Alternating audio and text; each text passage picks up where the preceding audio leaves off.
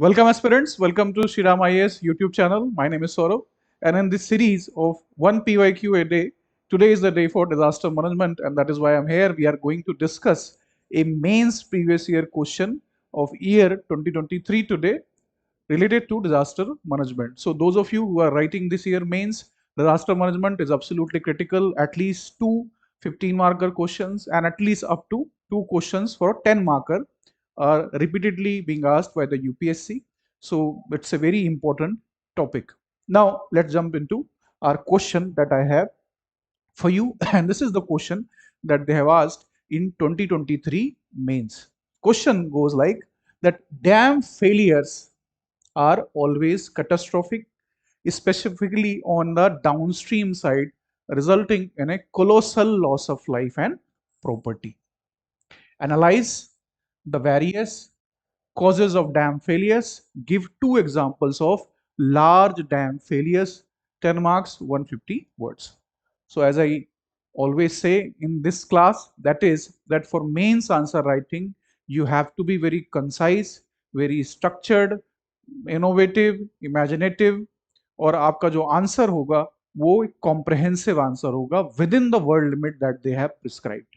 You don't have to breach the word limit because strict instructions are there that you should not breach the word limit. तो आपसे brevity की demand यहाँ पे हो रही है, कितने कम शब्दों में आप ज्यादा से ज्यादा कंटेंट प्रोवाइड कर सकते हैं. The length of the answer does not matter, the content of the answer is important. Now, in this case, what they are asking, the first sentence, dam failures are always catastrophic, especially on the downstream side, resulting in colossal loss of life and property.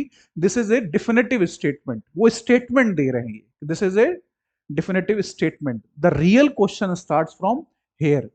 Analyze the various causes of dam failures. जो operative word है, जो की word है, वो है analyse. Analyse करना है आपको कि डैम फेलियर्स के कारण क्या हैं. In analysis what we do, we look into the issue from multiple multi dimensional point of views. This is what we do. Are जो रीजनिंग होगी it will be in depth. उसमें depth होगा, उसमें तर्क जो है, आर्गुमेंट्स जो हैं वो बढ़िया तरीके से दिए जाएंगे. This is what analysis means. This is how you proceed. They are not asking you to comment on it, not asking to discuss on it. They are simply saying analyze. तो जो भी हम कॉज लिखेंगे उसको हम proper analyse करेंगे कि क्यों ये हो रहा है. आगे वो लिखते हैं give to examples of large dam failures. Last में जब एनालिसिस वाला पार्ट हो जाएगा तो आपको दो एग्जांपल्स दे देने, लार्ज डैम फेलियर्स के एग्जांपल आपको दे देने. इतना करने पे आपका आंसर कंप्लीट हो जाएगा.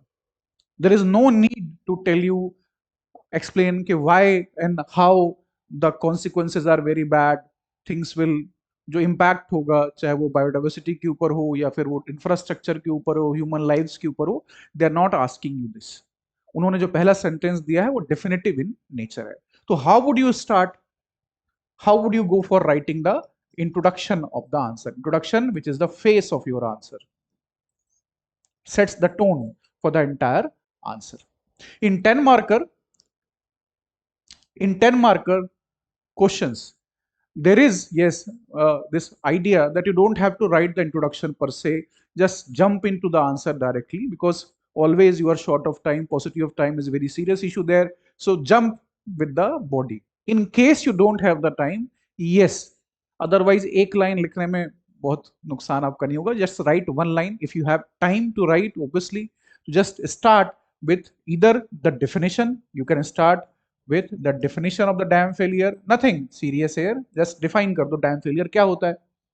What is a dam failure?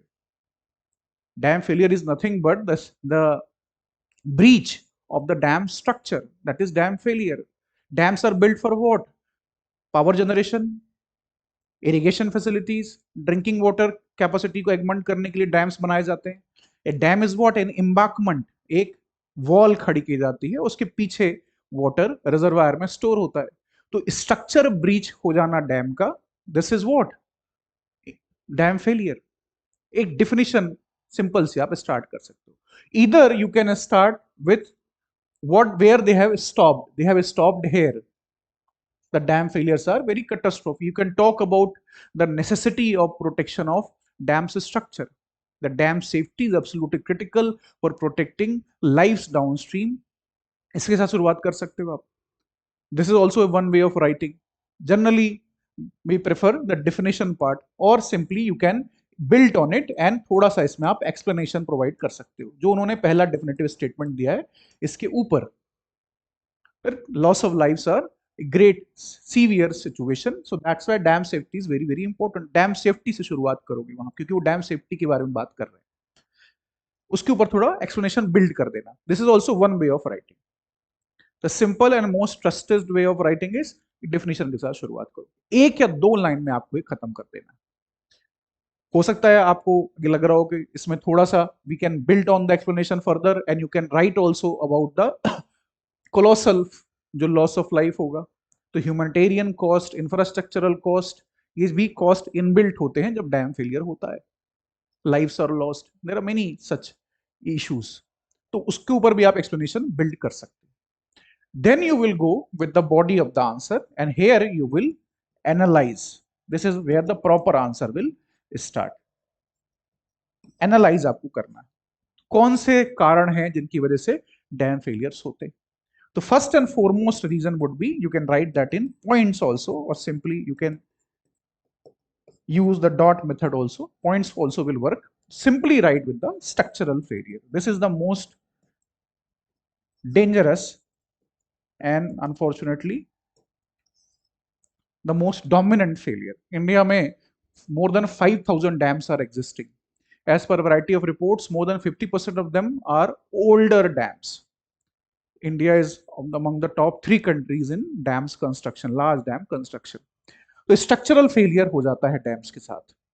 ये आपने पॉइंट लिखा, वो क्या बोल रहे हैं, एनालाइज करने के लिए। तो पॉइंट लिखने के बाद you will analyse. Structural failure means could be engineering design default, engineering जो डिजाइन है that was not accurate, this is also possibility. दूसरा हो सकता है जो कंस्ट्रक्शन मटेरियल्स का यूज किया गया हो वहां पे इश्यूज हो, that is also a possibility. And generally जो स्ट्रक्चरल फेलियर की हम बात करते हैं कि that it was not designed keeping in mind the amount of water which is coming from the rivers downstream and because of the rainfall. तो आपने properly anticipate नहीं किया, उसकी जो होल्डिंग कैपेसिटी है डैम की वो कम है। तो यहां आप स्ट्रक्चरल फेलियर में इसको ऐसे डिफाइन करो। डिजाइन के साथ इशू हो सकते हैं, इंजीनियरिंग डिजाइन, उसके बाद जो मटेरियल है यूज किया गया इसमें दैट कुड बी इम्प्रॉपर, और तीसरा जिसको हम कहते हैं कि प्लानिंग जो है यहाँ पे प्रॉपर नहीं थी। ये स्ट्रक्चरल फेलियर की कैटेगरी में आ जाएगा। आपने पॉइंट लिखा, उसको एनालाइज कर दिया। दूसरा point you can write about is seismic activities. Seismic activities also very severe situation. In areas जहां पे ऐसी एक्टिविटीज होती हैं वहां अर्थक्वेक ज्यादा आते हैं और लैंडस्लाइड की पॉसिबिलिटी ज्यादा होती है। उन सिचुएशंस में भी जो लार्ज डैम्स होते हैं जो मीडियम कैटेगरी डैम्स होते हैं उनमें डैमेज की खतरा जो होती है पॉसिबिलिटीज है दैट्स क्वाइट ह्यूज। तो there also you can write about the seismic activities. तीसरा you can write about the hydrological issues like ओवरटैपिंग।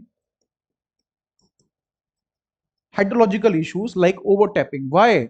Because of excessive rainfall or cloudburst or some other glacial जो lake outburst होता है, ये जो कारण होते हैं because of excessive changes in the climate area that we are seeing, climate change की वजह से hydrological issues develop हो रहे हैं। excessive पानी जो है, water जो है accumulate हो रहा है, and no design engineer can anticipate for these heavy extreme events, तो जिसकी वजह से प्रॉब्लम्स होती। तो ये जो हाइड्रोलॉजिकल इशू है इसके बारे में आप लिखोगे कि ओवर टॉपिंग होती है, ब्रीच हो जाता है dam. Climate change in A way, here climate change induced जो ग्लेशियर लेक आउटबस्ट हो रहा है, आउटबस्ट फ्लड, इसके अलावा क्लाउड बस्ट हो रहा है एरियाज में, ये प्राइमरली रीजन बनते हैं। Then you will talk about the human factors, human anthropogenic factors के बारे में आप लिखोगे क्या हो रहा है वहां पे ह्यूमन फैक्टर्स में। It could be terror activity जिसकी वजह से डैम डैमेज हुआ हो, it could be lack of operational maintenance जिसकी वजह से लैप्सेस हुए हों. It could be that warfare could be a reason between different states, they target each other's infrastructure, उसमें भी डैम्स को नुकसान हो सकता है. And this is an era of war, lot of conflict are ongoing around the world, this is a huge possibility. तो human factors के बारे में भी आप लिखोगे. क्लाइमेट चेंज ऑलरेडी आपने हाइड्रोलॉजिकल इश्यूज में मेंशन कर दिया, वहां पे स्पेसिफिकली लिख सकते हो. और जनरली क्योंकि 1.5 पेजेस में आपको पूरा आंसर जो है अपना वो कंप्लीट करना है.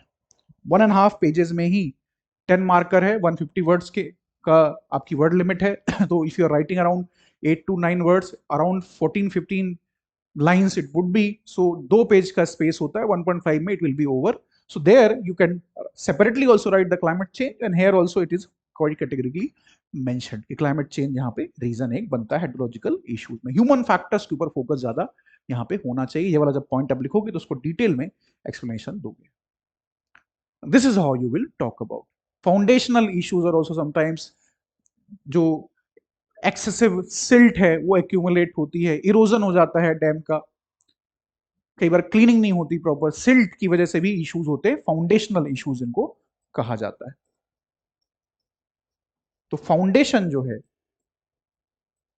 वो भी वीक हो जाता है हमारे डैम्स का, जिसकी वजह से फेलियर्स होते हैं. ये हो गया आपका बॉडी का पार्ट जिसमें आपने पॉइंट्स लिखे, उसको एनालाइज कर दिया with in the word limit. केवल की पॉइंट्स लिखना है, थोड़ा सा एक्सप्लेनेशन प्रोवाइड कर देना है और आगे बढ़ना है. Now the second part is of the question, give 2 examples of large dam failures. तो यहां पे जब एग्जाम्पल की बात आएगी, you are free to choose Indian example also, you are free to choose any other example international level पे जो आपको मालूम हो, पता हो उस वक्त. तो most famous in India obviously is from Gujarat, 1979. Gujarat में एक डैम था, मच्चू डैम इसको बोलते थे, मच्चू 2 dam. So in 1979 there was a catastrophic failure of this dam because of excessive rainfall. इसके जो embankment हैं वो breach कर गए थे. More than 2000 people lost their lives.